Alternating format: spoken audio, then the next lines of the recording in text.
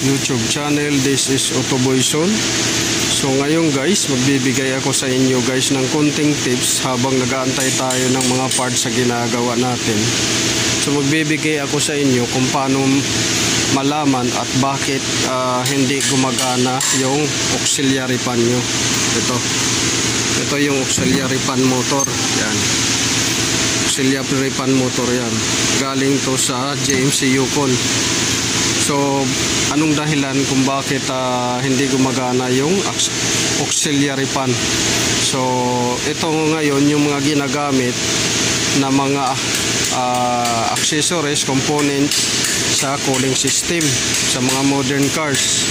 Pero sa lumang mga old conventional cars, Oldsmobile, so isa lang minsan ang ginagamit or dalawa. So doon muna tayo sa conventional, mga Oldsmobile car. So mostly ang ginagamit doon is itong coolant temperature sensor or thermostat sensor. Ito. So pag hindi gumagana yung auxiliary fan ninyo, baka itong thermostat sensor or coolant temperature sensor ay hindi nag-i-engage, kasi mostly sa mga old mobiles ay dito kumukuha ng signal. So ibig sabihin, pagka nag high pressure na yung high temp na, high pressure yung radiator, ito yung mag-engage at saka disengage sa auxiliary fan. Yan, itong coolant temperature sensor.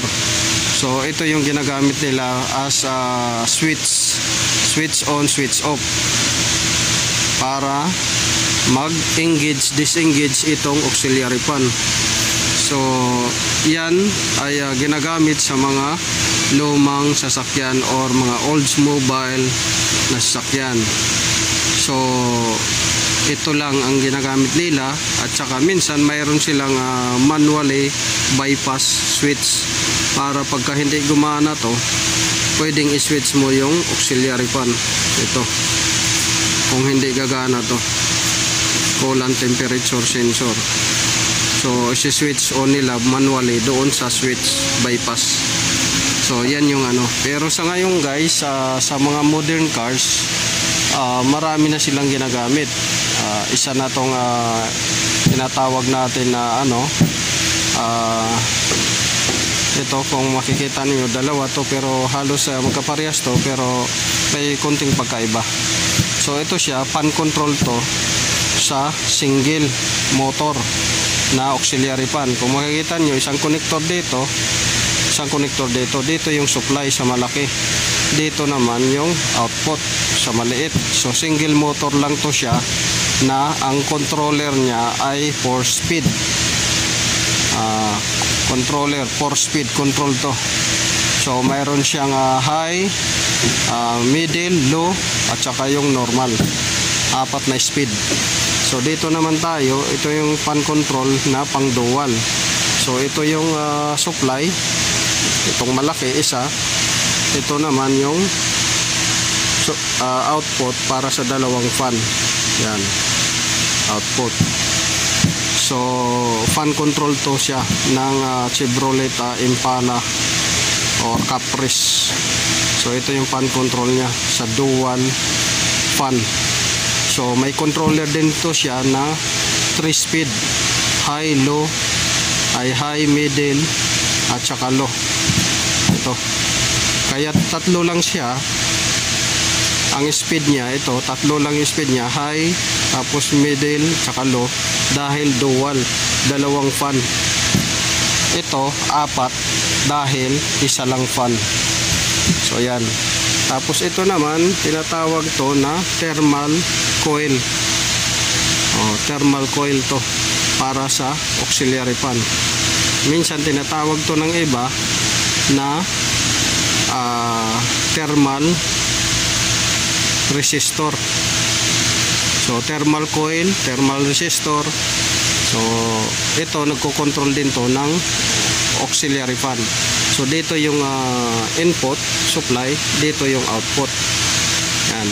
So ang speed niya to guys is 3 lang din. Speed niya dito. Kasi ito siya, Hindi kagaya dito sa modern cars. Ito siya, ano lang din to, nagdedepende to sa thermostat din at saka dito sa coil niya. So ito yung connector. So yan. So ano ba yung kadalasan na problema kung bakit hindi gumagana yung auxiliary fan ninyo? Yan. So una, yung kadalasan na problema pagka hindi gumagana yung auxiliary fan ninyo ay una, itong fuse. Check nyo yung fuse kung hindi busted doon sa fuse box. Kung okay naman, huwag nyong palitan. Pero kung busted, palitan nyo. Baka ito yung dahilan. Sumunod sa fuse, check nyo yung relay. Ito. Kung may kaparehas na relay, iswap lang ninyo. Kung same pa rin, hindi pa rin gumagana, kahit nagpalit na kayo ng relay sa ibang post nya, kaparehas na relay, hindi pa rin gumana, ibig sabihin hindi sira yung relay. So may something. So ngayon, pagka na-check ninyo ang fuse buo, tapos relay buo, so itabi na natin yan. Buo yung fuse, buo yung relay. So punta kayo kagad sa connector. So punta kayo sa connector. Pag tingin ninyo sunog, kagaya niyan, sunog, so ibig sabihin may short siya. May short siya. Either short to power. Ayan nasunog. So pag short to power, kadalasan yan ang pinakonterya yan kung wala kang makita sa harness. Kung wala kang makita sa harness, guys, na something na kakaiba o nasunog o dumikit sa body, anyan, dito sa motor, ito auxiliary, tingnan ninyo, kagaya niya nasunog. So ilawan lang natin. Ito nasunog, ayan. So kung wala kayong makita doon sa wire na kakaiba, short to power, short to body, anyan, kadalasan yan ang punterya ninyo na puntahan itong motor. Yan nag-check.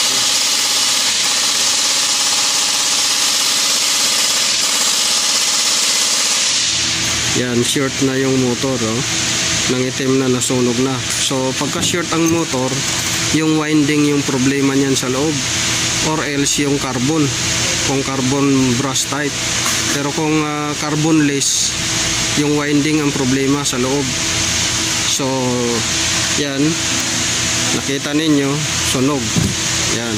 Pero kung halimbawa balik tayo dito, buo yung fuse, buo yung relay, buo yung connector, buo rin yung fan, walang sunog. So dito na tayo sa 4. Ito, baka ito yung hindi gumagana. Ito. So palit kayo ng ganito, or else mag-swap lang kayo kung may kakilala kayong mga sasakyan na kaibigan na may ganito. So swap lang ninyo. Pero kung bilhin lang kayo, hindi naman to kamahalan, coolant temperature sensor. So bili kayo. So halimbawa napalitan na ninyo itong buo yung fuse, yung relay, yung coolant temperature sensor, tapos yung connector buo rin yung motor. So dito na kayo pupunta. Kung ito yung klase ng ninyo, silipin nyo, kagaya niya sunog. Sunog. Pero kung halimbawa hindi sunog, kung sunog palitan na ninyo. Pero kung halimbawa kung hindi sunog, na may duda kayo, kasi ito siya may module na to, pero doon sa PCM. So nadidetect na niya na to, itong thermal resistor or thermal coil. So nagre-registered na to siya, guys, ng signal doon sa PCM pagka yung ninyo. So may resistor dyan, yan, resistor diodes mayroon. Ito thermal resistor, mayroon ditong coil. So yan. Ngayon kung halimbawa ay napalitan na ninyo ito at saka na-check na ninyo yung ano, so kung ang modelo na gamit ninyo ay ito, fan controller, mostly sa diagnose ko itong tatlo na to ang kadalasan. Ito may problema, fan controller to module to, tapos ito controller din, module din to, tapos ito controller din to, direkta sa PCM or ECU.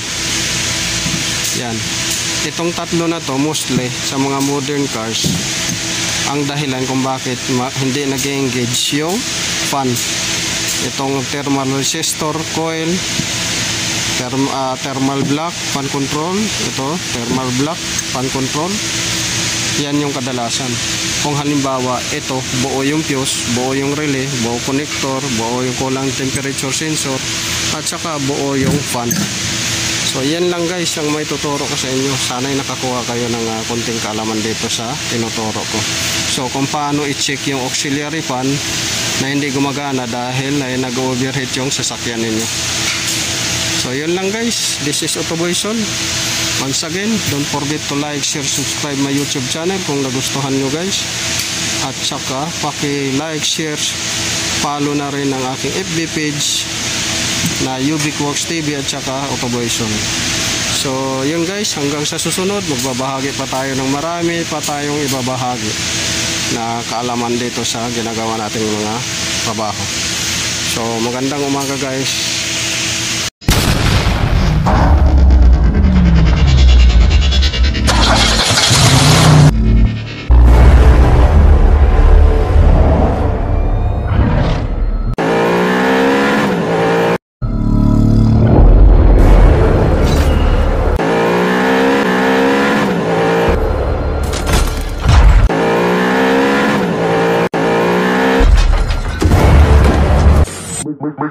Make